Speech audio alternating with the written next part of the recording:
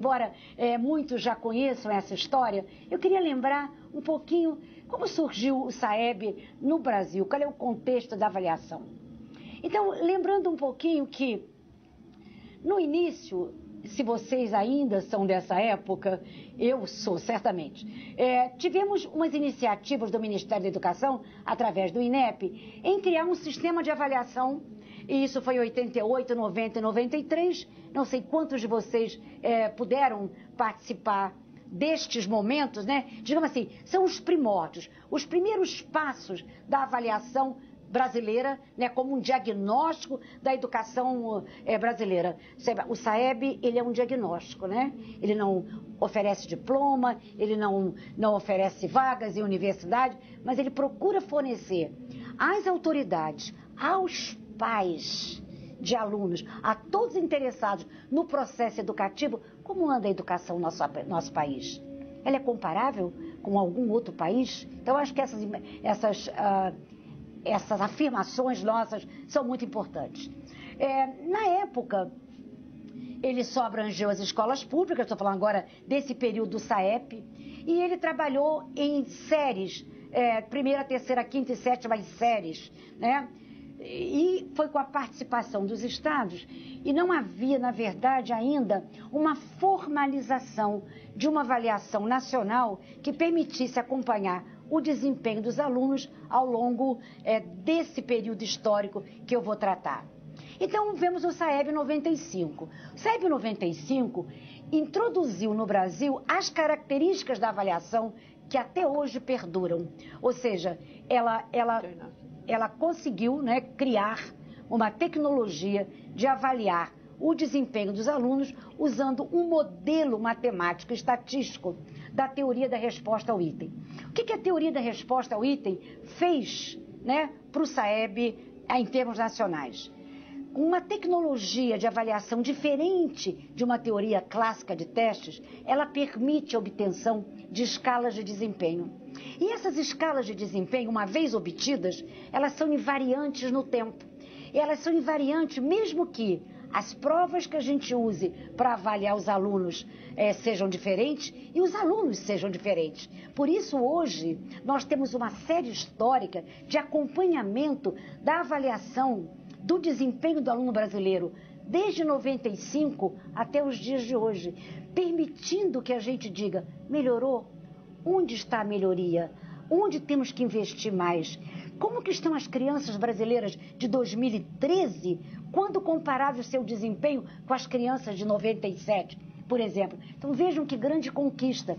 Poucos países do mundo, na época, em 95, já dispunham de um sistema como esse. Nós somos pioneiros, não somos os primeiros, mas somos os pioneiros nessa avaliação que permita, a partir dessa obtenção dessa escala, nos moldes da teoria da resposta ao item, permite acompanhar a evolução do desempenho da educação brasileira ao longo do tempo. Desde o início, então veja, como o objetivo era um diagnóstico, na ocasião de 95, nós fizemos a amostra de alunos, né? Sempre pensando em escolas públicas e particulares, a introdução de matrizes de referência para a elaboração dos itens. Vejam que complicação. O Brasil é um Estado federado, né? Então, cada sistema de ensino pratica o seu currículo, tem os seus materiais didáticos, adota livros. Como conseguir um consenso sobre o que deve ser ensinado e, portanto, o que deve ser avaliado, sem ferir a autonomia que os estados têm, né, constitucionalmente. Então, nós, no momento que estamos criando uma avaliação nacional, nós precisamos também garantir uma validade curricular. O que é isso? Eu preciso avaliar aquilo que a criança, de fato, está aprendendo na escola, e não qualquer currículo praticado. Então, nós criamos a ideia de matrizes de referência. O que é uma matriz de referência? Ela é o currículo inteiro? Não. Ela representa os conteúdos e as habilidades essenciais que devem ser ensinados. E, no caso, língua portuguesa e matemática, em certos momentos da trajetória escolar da criança. E aí, por facilidade, nós pensamos em finais de ciclo. Ora, é muito mais fácil que nós obtenhamos um consenso sobre o que uma criança que, ao terminar o seu 5º ano, antiga 4ª série, deve dominar de matemática. Deve chegar até fração? vai chegar até a equivalência de fração na matemática e língua portuguesa. O que vamos tratar? É mais fácil do que talvez uma quarta série, antigo terceira série, quarto ano. Da mesma maneira, o que seria a escolaridade antigamente dita primária. Depois nós passaríamos para o secundário, que seria a oitava série, o nono ano. É mais fácil obter um consenso sobre que habilidades e competências os alunos, ao final dessa sua etapa de escolaridade, aos 14, 15 anos, devem estar dominando. E, por último, a terceira série do ensino médio, e não o primeiro, segundo e terceiro. Uma rede de ensino estadual, por exemplo, como o Saresp, ela quando tem um currículo unificado, como trabalha com a capacitação dos seus professores, pode avaliar qualquer série. Ela tem a hierarquização dos conteúdos, né? A Secretaria de Educação, os seus professores participam, né, de eventos de capacitação para, né, ajustar a sua prática cotidiana às normas apresentadas pela Secretaria. Mas num país com 27 estados, 27 unidades federadas, cada qual podendo praticar o seu currículo, seria muito complicado fazê-los seriadamente. Então, optamos por final de ciclo. E a outra característica é o seguinte: nós precisávamos ter, não uma provinha pequena, porque uma provinha pequena, ela pode me dar uma dimensão errada do que a criança de fato aprendeu. Eu preciso tentar cobrir uma gama de habilidades, né? Desde as habilidades mais simples até as mais complexas, para dar uma oportunidade que todos tenham uma posição nessa escala.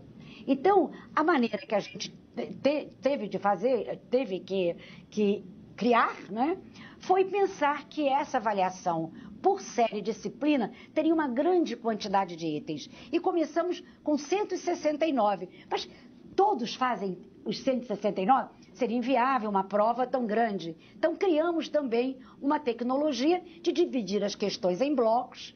Esses blocos aparecem nas provas, fazendo cadernos de testes diferentes, num modelo em que cada aluno responde só um conjunto de itens. Então, por exemplo, no ensino fundamental, então, no quinto ano e nono ano, os alunos respondem 39 itens de uma disciplina, enquanto a totalidade de alunos avaliados responde os 169.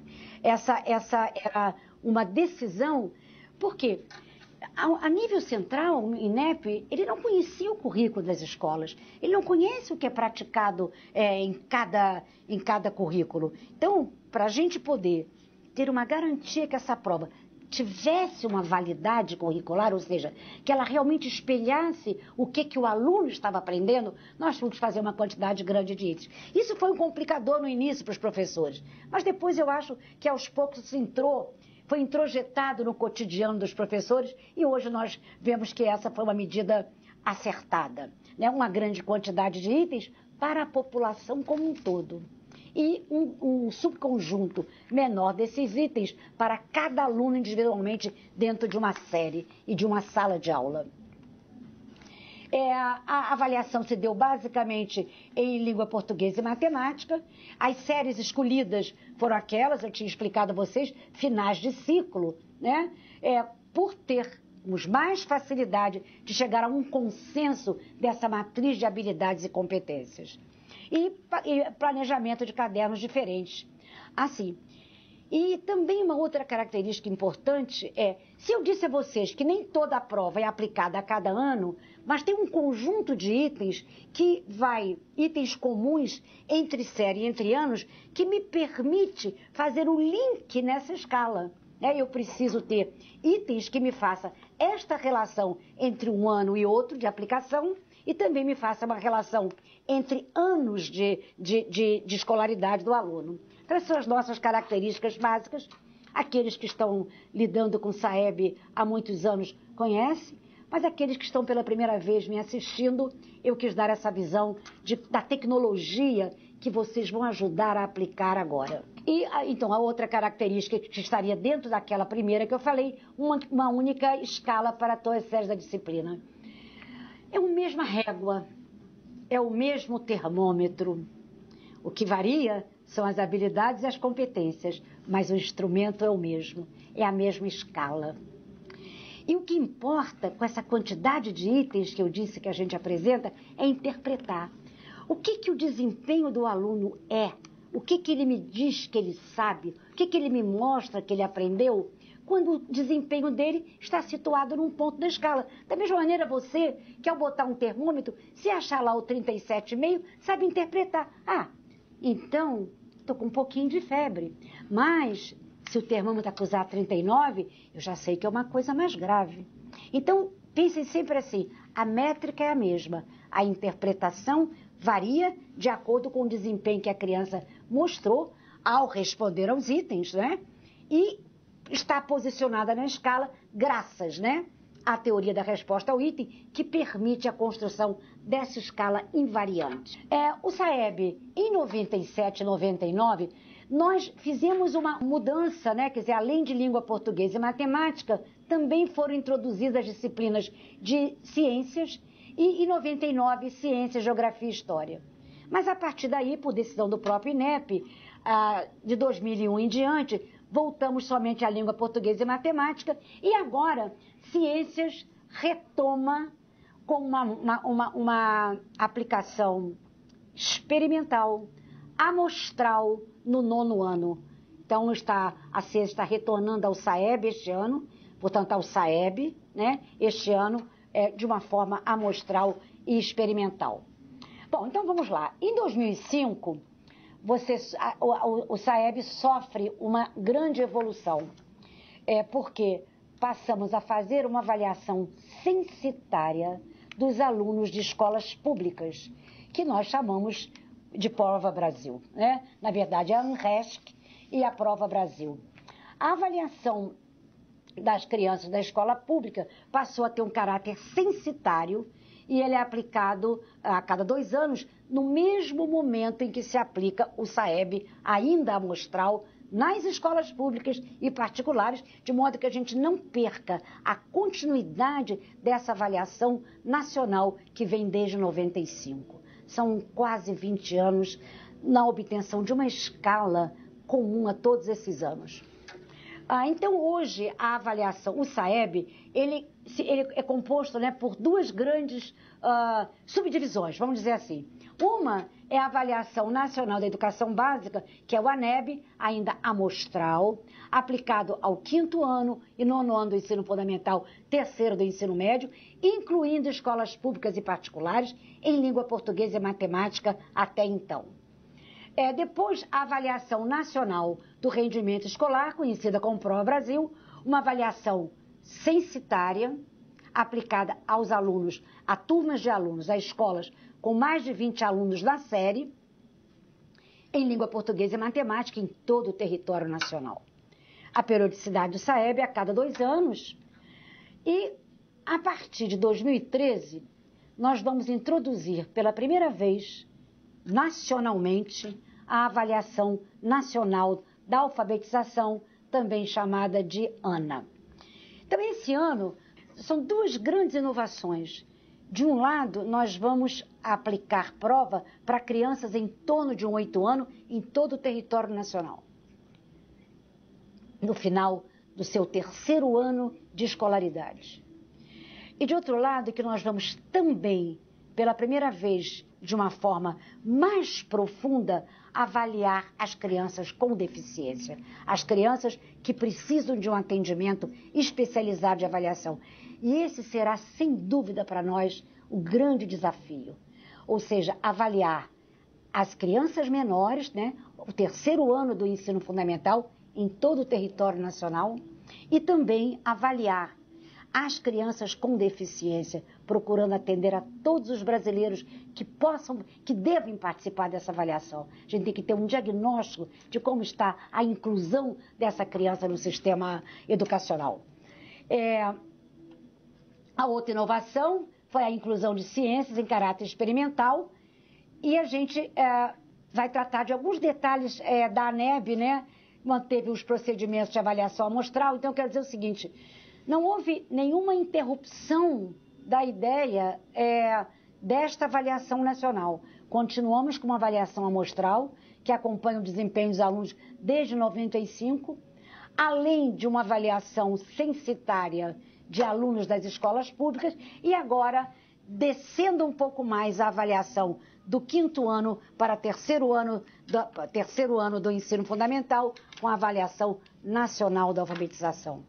Então, vocês estão vendo que a tarefa que nós estaremos realizando a partir desse treinamento de sábado e domingo até ao final do ciclo de avaliação, que será no dia 22 de novembro, reveste da maior importância no país. Eu vou passar porque isso nós já... Então, a ANRESC, ou seja, a Prova Brasil, ela trouxe uma consequência imediata para as escolas. Quando antes nós tínhamos uma avaliação apenas amostral, embora tivéssemos o desempenho estudado, né, em termos nacionais, regionais, por rede, por município, nós não tínhamos uma dimensão do que estava acontecendo na escola, né? Porque só teríamos essa possibilidade com uma avaliação censitária. Então, a partir da ANRESC Prova Brasil, foi criado um Índice de Desenvolvimento da Educação Básica, que é o IDEB, que ele contém dois pilares. De um lado, é o desempenho dos alunos medido pelas avaliações, no caso, pela Prova Brasil. E, de outro lado, são as suas taxas, né, de aprovação e de repetência. Esse índice de educação básica, ele foi obtido, né, e ele é uma escala, um índice que varia de 0 a 10, e o Brasil estabeleceu que a meta para o bicentenário da independência, o ano 2022, seja que nós tenhamos um IDEB no valor 6. Esse valor 6 foi obtido a partir de uma análise do desempenho dos alunos do mundo, né, dos países participantes, cerca de 70 países que participam da OCDE e que avalia estudantes na idade de 15 anos, correspondente a mais ou menos ao final do ensino, da educação, do ensino fundamental ou início da educação do ensino médio. Bom, então, no SAEB 2013, nós teremos a ANEB, a avaliação amostral de alunos brasileiros do 5º e 9º anos do EF, terceira do ensino médio, língua portuguesa, matemática, ciências do 9º ano em caráter experimental, a ANRESC, a avaliação censitária da rede pública nos 5º e 9º ano, língua portuguesa e matemática, e a ANA, que será uma avaliação censitária de alunos da rede pública do terceiro ano, de língua portuguesa, matemática e escrita. Para vocês terem uma ideia, na tarefa que nos espera, vejam os números que nós temos, atingimos a todos os municípios, são mais que 56 mil escolas, mais de 174 mil turmas, 4.813.000 alunos apenas na Prova Brasil. Na ANEB nós temos, se lembram, a ANEB amostral, 1.591 municípios, 4.285 escolas, 210 mil estudantes. E a ANA, portanto, a avaliação do final do ciclo de alfabetização, nós teremos mais ou menos 2.617.000 alunos. Vejam só, é uma avaliação de um porte, né, enorme. Nós estamos preparados para aplicá-la, não é a primeira vez, esse ano com um desafio maior, que é o desafio dos alunos da ANA e também dos alunos com deficiência, que serão atendidos de forma com as suas necessidades. Ou seja, poderão ter prova ampliada, poderão ter prova em braille, poderão ter ledor, poderão ter aquilo que o censo coletou e que a escola informou, estaremos preparados para aplicar. As instituições envolvidas no SAEB 2013, o MECNEP, né, o órgão que patrocina a avaliação, que dá as normas, que cria as provas, a gráfica, que imprime todos os instrumentos, não só as provas, o consórcio, que nesse ano contém o SESGRAN Rio, o CESP e o CAED, de Juiz de Fora, os Correios, que sempre levaram as provas, né, trouxeram as provas da gráfica para os polos, para as unidades intermediárias da avaliação no Estado, né, que são os polos de aplicação. Esse ano, com uma novidade, os Correios levarão as provas diretamente aos polos. Em 2011, nós íamos buscar na cidade sede do Correio os malotes, né, lacrados com as avaliações. E uma rede de observadores do INEP, né, selecionados pelo INEP, que vão observar isentamente todo esse processo de avaliação, validando as ações que estamos prestando no campo, nas avaliações nas escolas. Vejo a importância da participação de todos que estarão envolvidos, garantindo que tudo que tenha sido treinado e discutido seja de fato bem aplicado. Os estados que estão por aí, vocês estão vendo quem ficou responsável pela aplicação no Norte, Nordeste, Sul, Sudeste, Centro-Oeste, a Fundação Sesgra Rio, que está com o símbolo azul, né? Temos lá no Norte, Roraima e Amapá, temos Mato Grosso e temos no Nordeste, Rio Grande do Norte, Paraíba e temos no Rio de Janeiro, São Paulo, Paraná e Santa Catarina. O SAEB, ele é uma avaliação, bom, com esse porte, vocês imaginam, 7 milhões de crianças, não são 7 crianças, ele tem uma rede, né? Então nós temos o INEP, que manda as provas para a gráfica, o consórcio trata, emalota, lacra, os Correios recebem, os Correios entregam nos polos de apoio, né? Os Correios recolhem nos polos de apoio, devolve ao consórcio para o treinamento. Bom, então o SAEB, para essa complexidade, nós temos uma lógica, né, de equipes. Então temos uma coordenação nacional, temos o coordenador estadual de logística, os subcoordenadores de logística, a coordenadora estadual de capacitação, os coordenadores de polo de apoio e treinamento, e o apoio logístico, além dos aplicadores de ANA, ANRESC e ANEP.